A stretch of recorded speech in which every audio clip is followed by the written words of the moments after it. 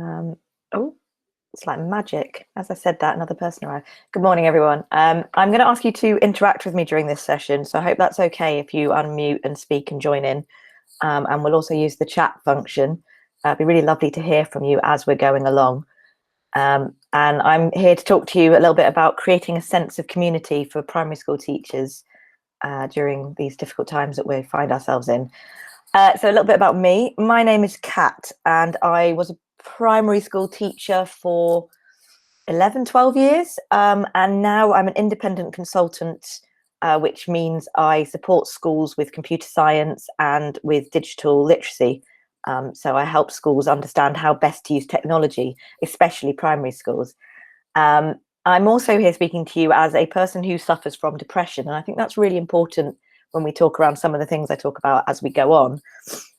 So I have struggled with my mental health during lockdown, during COVID-19. I haven't been through anything like you all have, but some of you have, but I have struggled. So I think that's one of the reasons why I'm quite passionate about talking on this subject and about sharing ideas and best practice. I'm also a Google certified trainer and innovator. So that means I know a little bit about Google. And quite like using it with my teaching. And today I'm here working for Canopy, which is a fabulous company for training. So I'm going to start off with my first interactive activity. And I'm just showing you, hopefully, if all's going well, a little image of 9 ducks. And I want you just to take a moment to look at the ducks and think about which one represents how you're feeling right now. And just take a moment to think about why as well. I'm going to go today for a number 3 because I'm feeling positive, I'm feeling good, but I'm worried that I'm going to hit a disaster at some point during the day. So I've just got that little lingering feeling of self-doubt. So I'm going for a number 3 today. Could I ask somebody in the group to raise their hand and unmute and talk about their number? Is anybody willing to jump in and join in? Anybody? Gosh, we're very quiet today. Andy says he's a number 2, so he's obviously feeling very positive today. Would anybody else? Mona, Maria, Faraz, Vivian? I'm sorry if I pronounce names wrong. I'm not very good with name pronunciation. Yeah, I'm happy to talk. That'd be lovely. There's a storm, so the internet connection isn't great. That's fine. I think I'm feeling like a 4 today. I'm feeling good, but afraid that like this storm was unexpected for me, and I had plans, and I feel like I now just need to ride the wave and have the events take me somewhere instead of what I initially had planned to do. Yeah, absolutely. That's really, really useful. Thank you, Maria. And I'm so sorry that you've got a storm affecting your connection. Hopefully you can still all hear me. Is anyone else willing to unmute and share which number best represents them? And if not, I will move on. By all means, if you don't want to say it out loud, drop it in the chat. It just can be useful for me to get a gauge of what people are doing and whether people are listening. So don't worry if you're a bit apprehensive about speaking, just unmute and drop it in the chat. And it's really important that we recognize that sometimes people aren't willing to join in. And that's true of children. There may be any number of reasons why they might not want their camera on, why they might not want to talk. Okay, so I am going to move on from that slide. And just talk about, so I use these quite a lot when I'm doing work with both adults and children. There's any number of on a scale of activities that you can find on the internet. So for example, on a scale of Thor, on a scale of Baby Yoda. So these are all sort of popular things. Cats, we know. I made one for my son a few months ago. So on a scale of my son, William, how do you feel? Lots of people said they felt like number 6, which you can probably see there is a very grumpy and trapped baby. Oh, that was when he was learning to stand for the first time, but he just looks like he's encompassing how we all feel. Or number 3. And these can be a really useful gauge. I use it quite often because what I find is that people will be talking happily, cheerfully, and seem completely fine. But when you ask them what number best represents them, we go back to the duck and they say, oh, I'm a number 7. And you realize that although they're appearing positive and cheerful on the surface, they're struggling socially, emotionally, they're struggling to stay at the top of everything. So it can be a really useful way to get conversation going around how someone's actually feeling. On the Thor scale, number 5 comes up quite often. So number 5 comes up quite often. That sort of, I just want to scream. And we keep it all in ourselves until we're actually given that opportunity to release.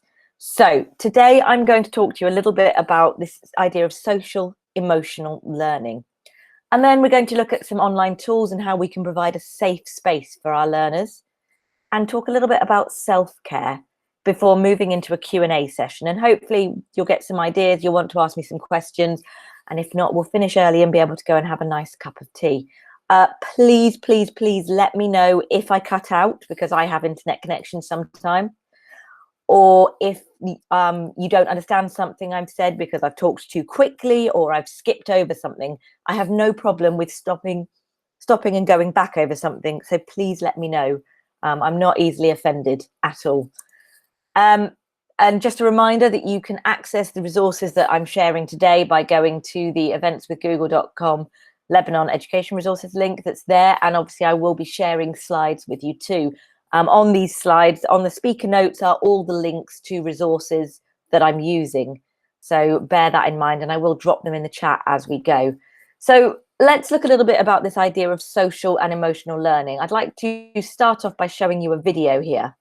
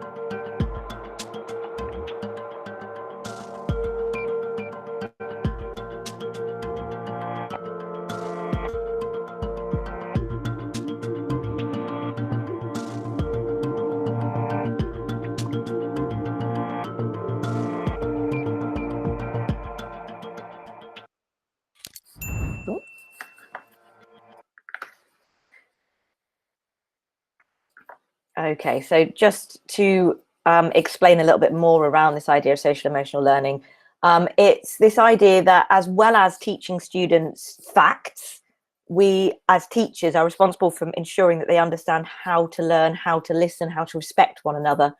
And SEL can show us some techniques and strategies to support students with learning, with doing those skills. And we use this sort of basis of the 5 skills we want to learn, what we want children to understand. Oh, I can see there's something appeared in the chat. Yep, absolutely. I have that video link ready to go for you, in fact. Let me see if I can just find it on my slides. Oh, I've put it in a safe place. I'll have to hunt it out for you, but it is on the slides itself, which I will share with you at the end. I will hunt that one out for you. But the idea is that as educators within the classroom, we can teach this idea of relationships, responsible decision-making, social awareness, self-awareness, and self-management. And also we can filter that out so that that's a practice that's carried on around the school, at home, and within the community. And that's really important when you think about the situation we've now find ourselves in, where quite often our students are working at home. They don't have that same community around them. So if we look at this pyramid of what we actually need, you can see that we start off with our basic needs, our safety needs, those relationship psychological needs, and then self-fulfillment needs. So really what we're saying that is that without those psychological, those basic needs being met, we cannot achieve our full potential, our full creativity and levels. And so we want to make sure that we use those key skills, and SEL sort of explains to us that we can use simple brain breaks. And this is especially important online, when you're doing online, because we understand that, or we recognize when we're in the classroom, that children can't just listen to us for an hour, but often online it's very easy to expect children and adults to just listen. So those key terms that we're going to use while we're talking today is SEL for social emotional learning. mindfulness, and I'm going to talk a little bit more around mindfulness, this idea of being in the now, of not worrying about things out of our control, and brain breaks, as well as these key ideas of having a low affective filter, engagement and attention, time for voice, and integration with lots of different subjects. So obviously when we're working online, one of the key things that we've noticed, certainly in the UK, is that there's a lot of distractions. And I don't know about you, but I find if I'm in webinars, I get distracted. I'll open a new tab or check my phone. And yet we're expecting our children, our learners, to just listen to us whilst they're equally surrounded by all of these distractions. And we want to just build in those skills to help students focus and learn. So we're going to talk a little bit more around those ideas now. So I'm going to start off with a little spot of an I Spy game and just talk about it from an SEL perspective. This one I did remember to put the link handy for me. So let me just find that one. There we go. Actually, this is the link to the video as well. So when we play a game of I Spy, and I'm sure you've all played I Spy in your own time. And it's a really simple game where we look at something, we spot an object. So for example, we could look at my camera right now and say, I spy with my little eye something beginning with L, and we're referring to the lamp behind me. But instead of just playing the game, we're going to bring the children's focus into the game. So we're going to, with primary age children, we could, for example, ask them to put on their focus binoculars, which gives the children that extra moment to think, actually, we're going to just look at what's going on in the game. We're going to just see with our eyes, we're going to listen, and we're going to tune out distractions before we play. And then after playing the game, we can talk to the children about what distractions and frustrations they felt, so they understand what it feels like, because there will almost certainly be times where children are distracted, where you're distracted as an adult. And then why else we can link that to our focus powers in school, how else we can use this skill, this I Spy skill. So this all comes from the website I've just dropped into the chat, which is around SEL, it's around brain games and understanding it all. So I would say have a look at that. There's some really lovely suggestions on that page for brain games.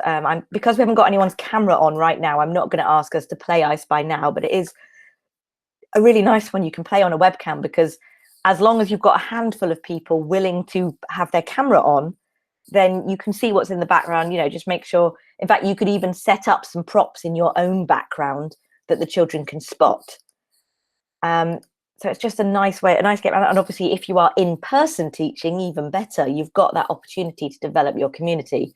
So those three skills that the video mentioned that are really important are the focus, memory, and self-control. So self-control being around not getting distracted, not opening a new tab and looking something up while you're in the middle of a lesson. And it's really important that just during all of our lessons, we remind our children of these three skills of SEL, and think about ways and games to encourage that.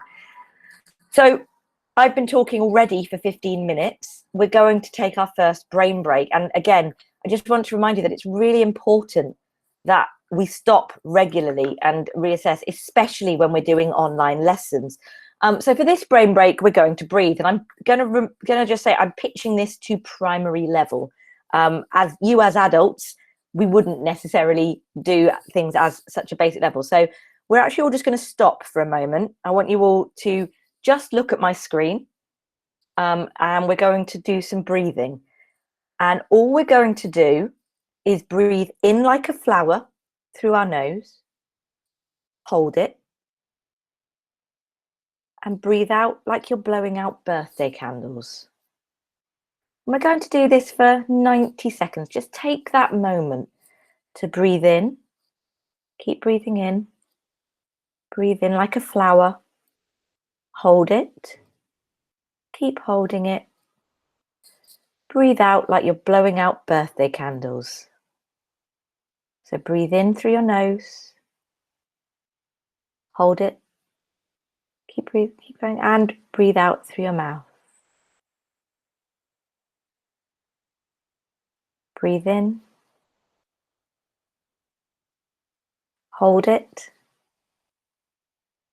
And breathe out. Just do a couple more. So breathe in. Hold it. And breathe out. Keep breathing out. Blowing out those birthday candles. Okay. So would anybody like to just say how they felt in the chat or out loud while they were doing that breathing? Were you able to disconnect? Were you able to breathe for a moment? A very quiet group. Okay. And another way we could do this with younger pupils is to trace a triangle. So we can breathe in and count along as we trace the side of a triangle, hold and breathe out. That's a really nice, simple activity, particularly for younger children who are struggling to visualize, to imagine the breathing. And actually, I'm just sharing a link now. There's a whole page full of different ways you can explain breathing to children. So, for example, instead of breathing like we are blowing out birthday candles, we could breathe in blue and breathe out the grey skies. Pretend your belly is a balloon. Breathe in and make the balloon bigger, then breathe out. Smell the hot cocoa and cool the hot cocoa. So it's really nice just discussion and visualizing how we do the breathing. And it's so important that we just take that moment to stop and breathe. And that's all around this idea of mindfulness, of taking the moment to be in the moment. Okay, so that's my introduction to SEL, and now I'm going to just move on a little bit to look at some online tools, some ideas to make a safe space for your learning, for your learners. And that's what this is all about, really. It's all about building that sense of community and making sure that your students feel safe and supported whilst online. And it's so important when we're online that children feel safe, because otherwise, and adults too, otherwise they're not going to be willing and comfortable to be involved. We need to understand, like I am right now, is that connections may be different for us. So right now, I know that you are struggling a little bit. There's a storm, so you can't necessarily join in. And that's fine. I've prepared things for you to interact with, but you might not be able to do that. You might not be comfortable doing that. I know, for example, people aren't always comfortable with students or other children seeing inside their home, and that's fine. You can keep your camera off or use background blur. And it's that idea of making it safe for children to be comfortable, because for many children, just seeing your face, seeing their friends' faces, can be a real emotional relief during times when they're stressed, when there's a lot going on. At primary level, I think it's important that we recognize that we need to deliver the majority of our work asynchronously. And I'm just going to clarify that term asynchronous. So we use the terms synchronous and asynchronously. Synchronous work being live and asynchronous being pre-recorded. A really good tool for that asynchronous learning is Loom. And Loom offer free access for educators. And what's nice about Loom for educators is that you are able to have up to 45 minutes of free recording time. And really, at primary level, I would say you only need about 10 minutes at a time of pre-record. So you pre-record your 10-minute pieces, get the students to get on with something, and then you can have multiple short videos. So Loom is a really nice video recording tool, and especially for primary level, because children like to see their teachers' faces. They like to have that sense of community, of belonging. So that idea of delivering that sort of key content asynchronously is really important. And it does mean that if, for example, students are sharing a device at home, so there's 2 children, 3 children, 4 children, there's no argument about who gets to be live with their teacher. And we need to develop this culture of failing forward. It's okay if things go wrong. It's okay if we don't understand and we ask for clarification, because being online is really difficult.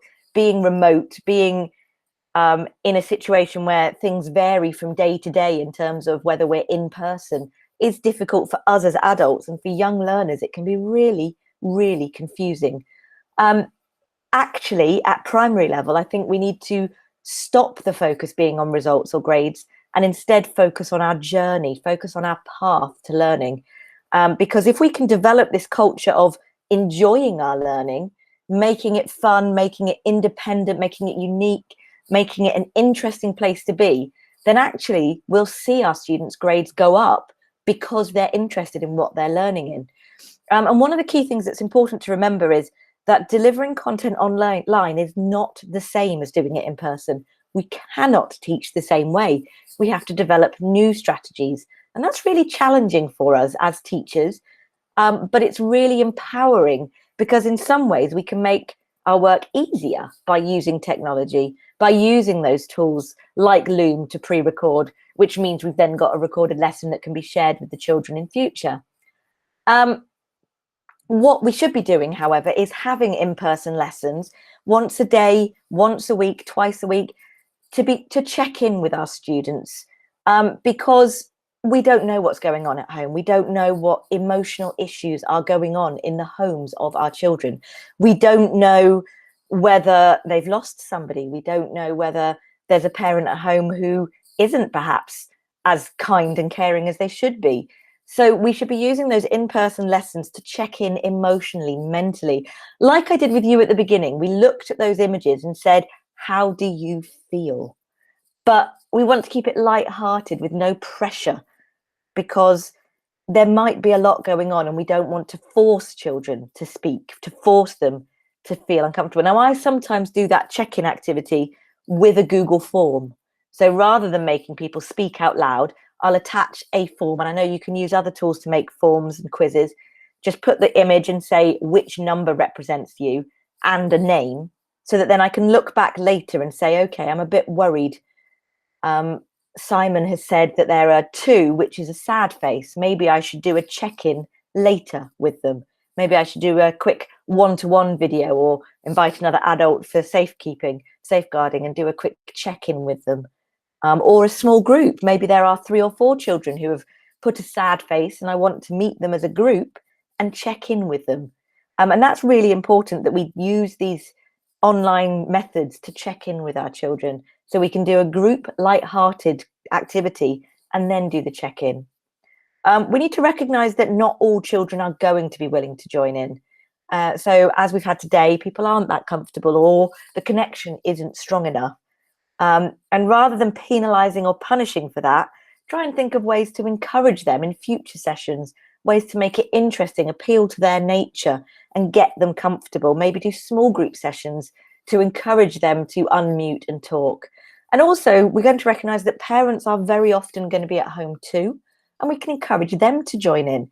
So we could do a scavenger hunt activity where the parents can get involved.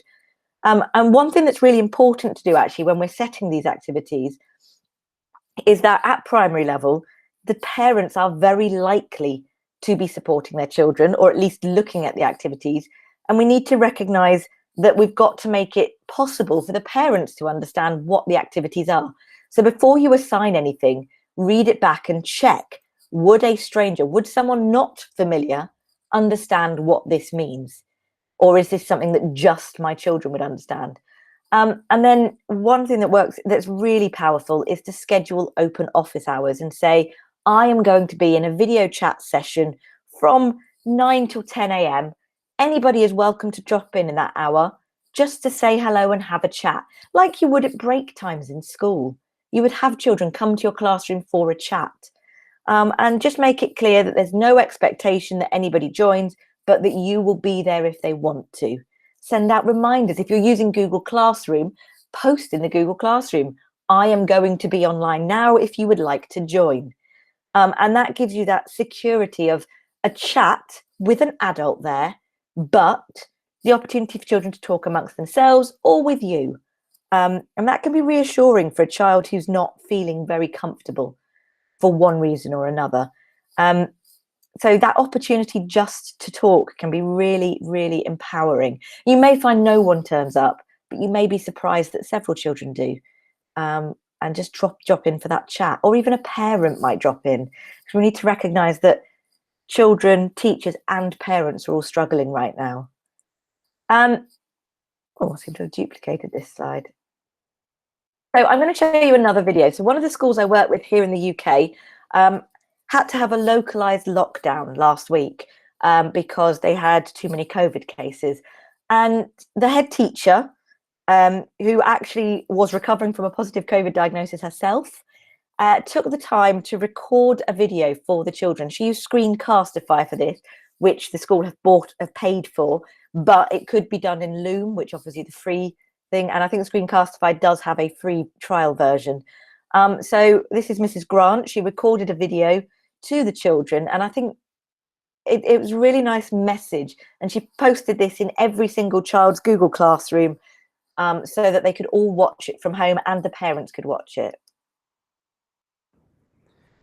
Good afternoon, everyone. This is my first attempt at a video just to say an AMG shout out to you all for what has been a very hard time for us as a school, having to close this week. I just wanted to say a big well done to everyone for getting onto the Google Meet and meeting with the class teachers today.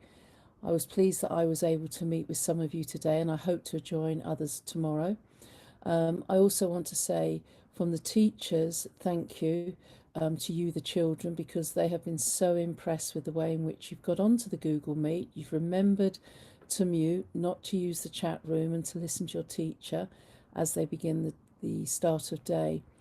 And it just goes to show, guys, how after our initial lockdown back in the summer and then suddenly having this week lockdown, that you've remembered the routines and the expectations. So I'm really impressed with you. So thank you. So what I really like about this video is that AMG, Mrs. Grant, has reinforced the children. Yes, the Screencastify is the same as Loom, so I've just seen the chat messages. So AMG has sort of got this really nice positive reinforcement strategy here where she's talked about the expectation of students. So this went out to students aged 4 to 11, and she's praised them. She's reinforced all the rules they had in place. It's just such a positive method, and the children really appreciated it. I felt a little warm spot in my heart hearing that the head teacher, and she'd gone into some Google Meets, just popped in to say hello while the teachers were delivering. So this school decided that every morning they would have a session at 10 a.m. Or actually, I think it was a varied time slot depending on the year group. So each class had its own time slot for a live lesson, which was called registration. And it was just an opportunity to have a chat with their teacher.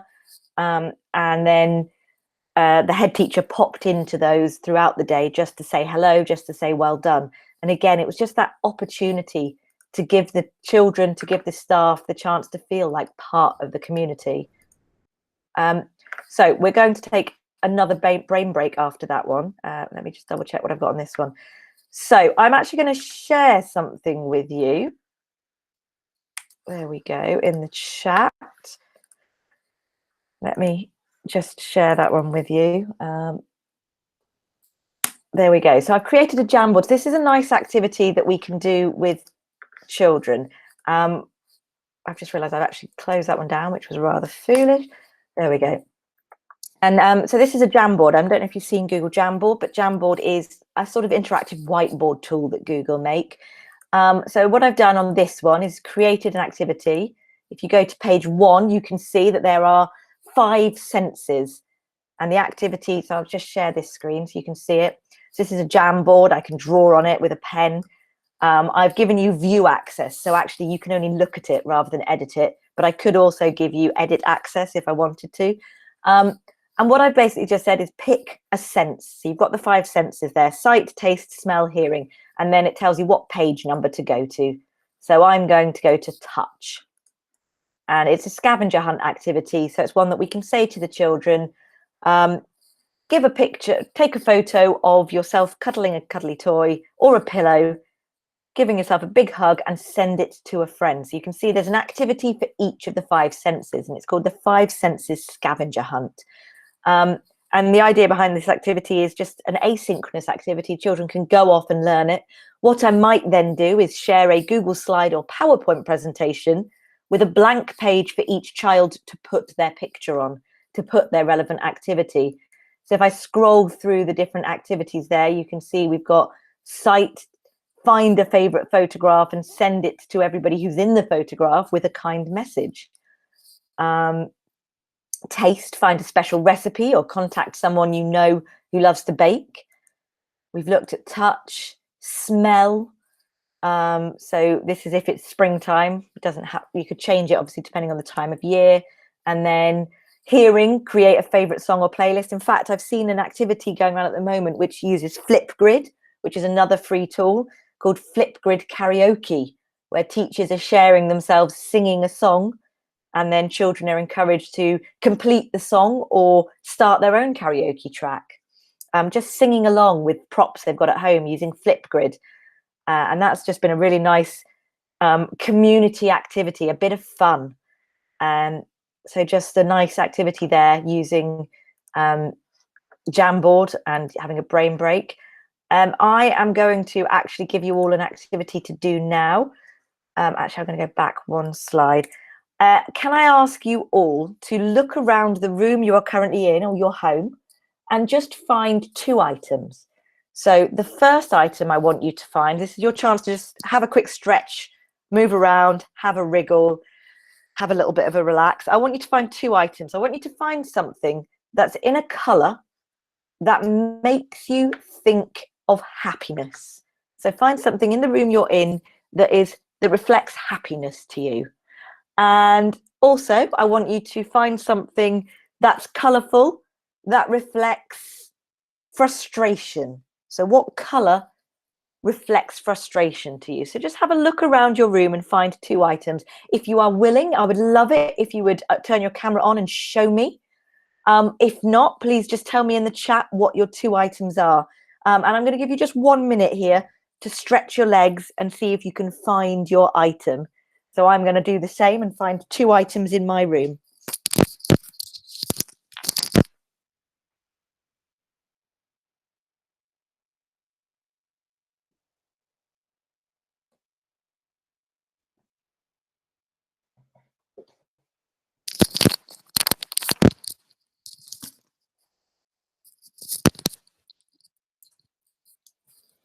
So hopefully you're all hunting out something you can talk about at least.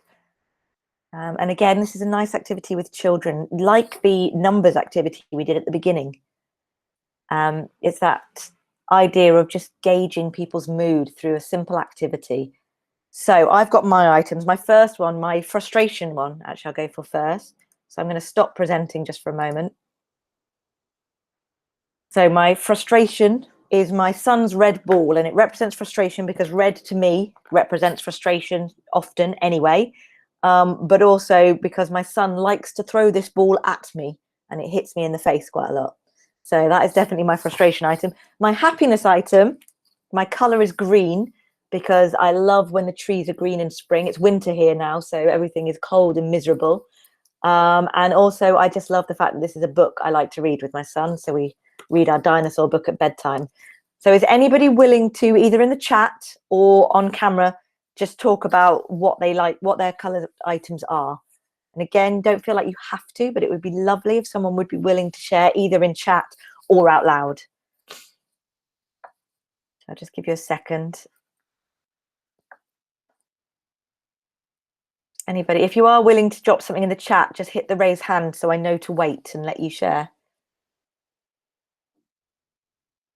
Okay, that's absolutely fine if nobody wants to.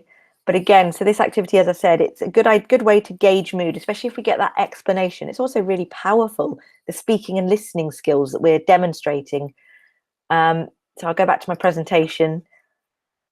And hopefully you've just had a little break there, just talking about what we're doing. Hopefully that's the right one. Yep, there we go.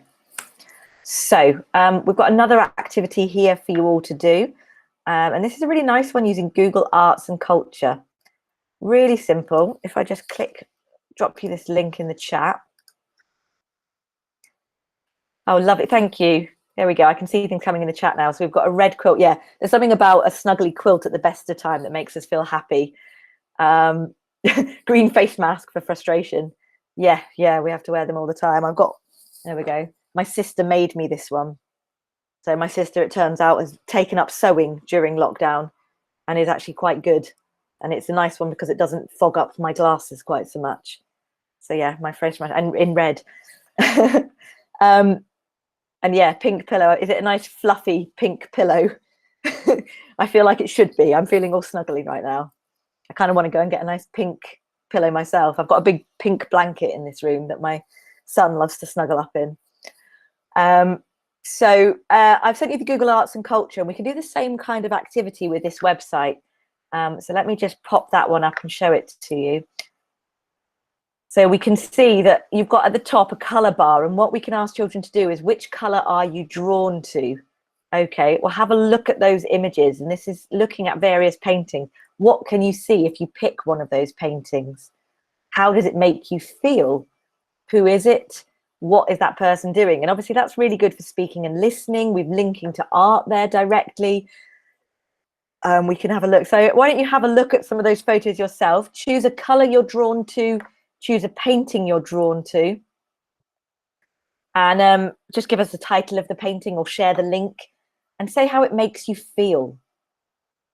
So what colour are you drawn to and how does it make you feel? You'll see at the bottom, actually, on this page, there's a pop-up saying find your art selfie. And that's a really nice feature of the Google Arts and Culture app. If you download the app, you can take a selfie and it will tell you which painting looks most like you. I do it and get lots of men with beards and moustaches, which is slightly awkward. It clearly thinks I'm a man with a beard and moustache, but it's fun to talk about.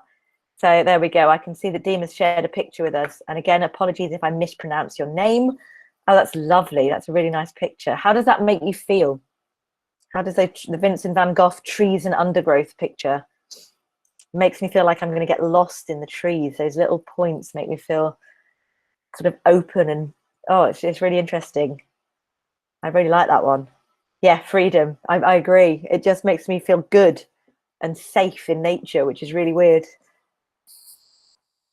Lovely. Anyone else willing to share which picture they're drawn to on the Google Arts and Culture? Ooh. So, oh, there's a lovely picture of Medusa there on black. Absolutely fascinating what we can see. And the red ones, because red is such an interesting color in terms of, for some people it represents passion and love, and for other people it represents anger and frustration. So we can sort of talk about how it makes us feel. It really gives us lots of good ideas. Okay, so we're going to go back to the presentation. And again, I'm going to just ask you some questions before we move into our final section. So you can see there's some questions there. And I want you just to take a moment to think about these 4 questions. And I would love it if someone would be willing to share, but don't feel like you have to. So the 4 questions there are: what is your proudest teaching moment and why? Which one student will you never forget? Why are they unforgettable to you? What is your extra mile activity? What do you do that makes your classroom special? What teaching that you've seen will always stand out to you, and what made that special? So just have a think about those 4 questions. Pick one that you're drawn to. You don't have to answer your answer out loud, but it'd be lovely if you could either answer out loud or type in the chat. And I'm going to give you, again, I'm just going to give you 30 seconds to think about that because I'm conscious that while I'm talking, you won't think about it.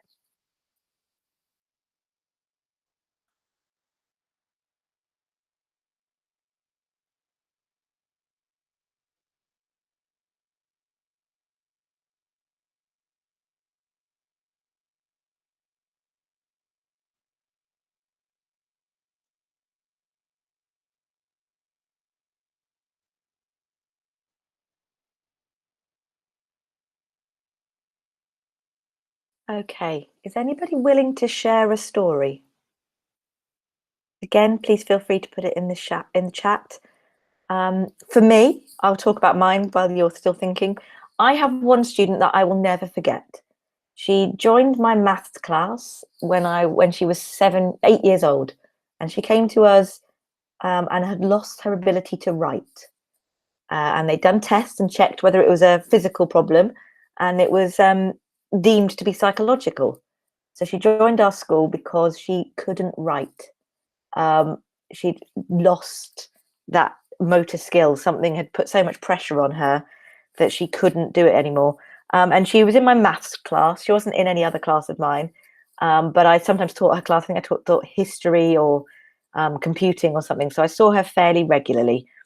And during the first time she managed to write a letter, so she'd been in the school for a month or so. The first time she managed to write a legible letter, so I think it was a letter A or something, or write a word, was when I was teaching her. And the smile on her face when she first did that was incredible. And the next year I taught her, I taught for 2 years, I taught her maths. And she was actually in a private school, so she had to do exams to get into secondary schools. And over the course of her time in my classes, she built in confidence, built stronger and stronger her levels of confidence, so that although she wasn't performing to the best level she could, she was comfortable. She was doing well. And I will never forget how powerful that change was in her understanding once she became comfortable. And in fact, I was really pleased to hear from her quite recently. She's now 20 years old. She studied maths to A level, so up to 18, she was still studying maths because of me.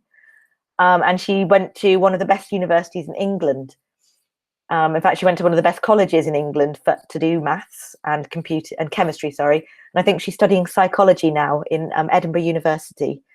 And it was that moment where she first learnt or first regained her confidence and ability to work.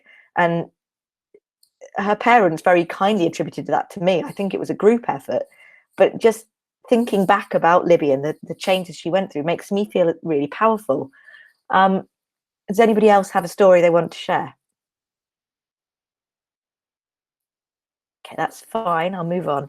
And the reason I'm asking this is because I'm sure some of you are thinking about an unforgettable student or an unforgettable teaching moment. And those teaching moments aren't usually an academic moment. They aren't okay, that child got 20 out of 20 in a test. It's usually more of a social, personal, community moment. It's something that builds that sense of, yeah, thank you, Mona, that's really nice. Yeah, a virtual birthday activity that made them feel happy. It's that emotional connection we have with our children that's really, really important. And that's much more difficult in virtual while we're doing virtual lessons. But it's also one of the most important aspects of us as teachers. One of the most important aspects of our job isn't necessarily the learning, it's the community we build. So I'm going to move on to our next section, which is all about self-care. And I'm not going to talk for too long, but I just want to stress this point that no man is an island. And John Donne is often quoted for the poem around No Man is an Island. But it's this idea that we can't work in isolation.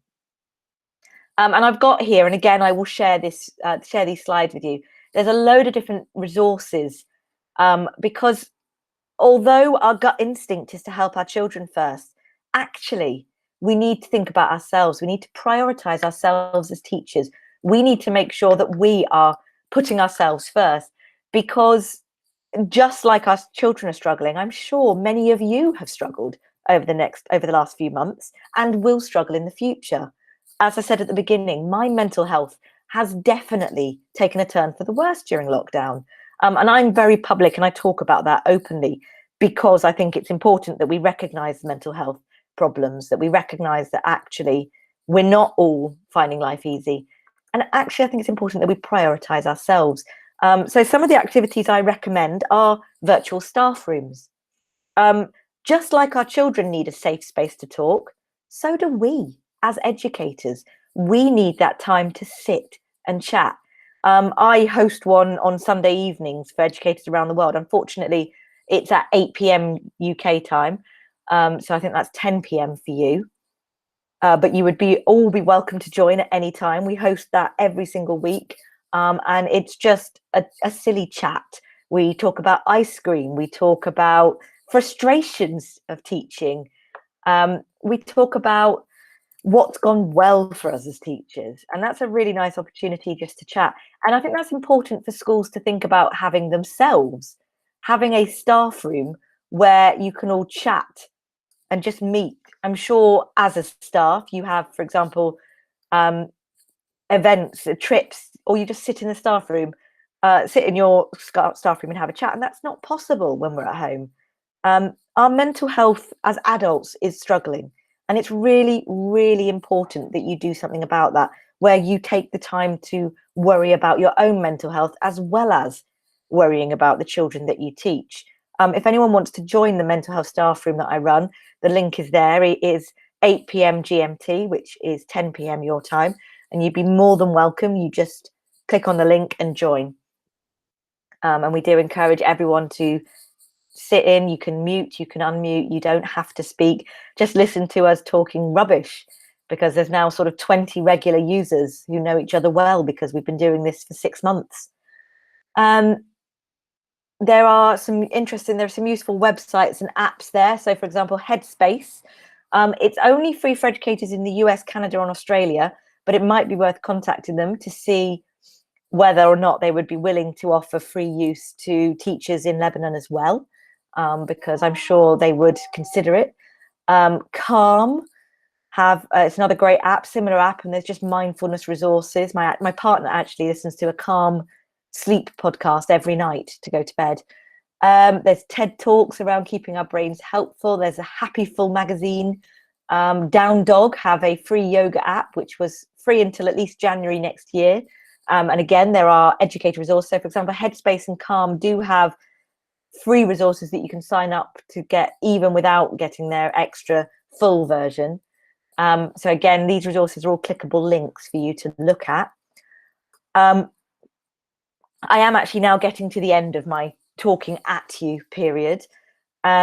So I've been talking for 50 minutes now. Is there any questions, anything anybody would like to ask me? I guess the main point I'm making here is please share. So someone's asked, where can we get the links? The links will be shared. So all of my slides will be shared with you on the website. I believe Andy will be able to answer that one, but they will definitely be shared. So the main point I want to make to you all is it's when we're teaching remotely, when we're doing online, don't stress as much about, or try not to let the pressure of grades come first. It needs to be about building that community, about making those connections we would normally make in person, making those lovely moments that we would have in the classroom, and just thinking of ways. Share your face. Children love to see you. Children, I don't know whether you found this, but in primary level, children tend to love their teachers with all of their hearts during their school year, and they want to see them. And that's really empowering for them, just having that time to chat to you. And for example, they may already be setting up group chats, but if you've organized them as a teacher, then they're inclusive, so nobody gets left out. And obviously you're there monitoring, so there's less chance of malicious behavior, misbehavior, anything like that. So hopefully this has been useful to you. Do let me know if you've got any further questions, just drop them in the chat. And otherwise, I think I'm done, actually. I've talked at you for quite some time. Thank you very much for coming. I know you've probably got a lot going on, and I really appreciate you taking your Saturday to meet with me. And for those of you watching afterwards, again, thank you very much for watching. Hopefully it's useful for you.